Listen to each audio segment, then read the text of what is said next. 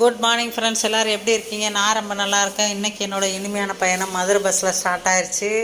இது வைத்தீஸ்வரன் கோயிலுங்க. இந்த கோயில் தினமுமே முருகனை தரிசனம் பண்ணிட்டு தான் நான் டெய்லி போயிட்டுருக்கேன் டியூட்டிக்கு.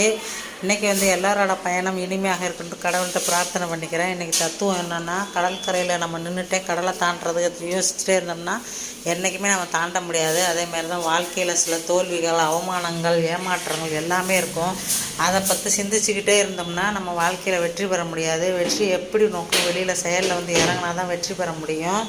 இதுதான் இன்றைக்கி தத்துவம் மக்களே. எல்லாருமே வெற்றியை நோக்கி ஓடிக்கிட்டே இருங்க.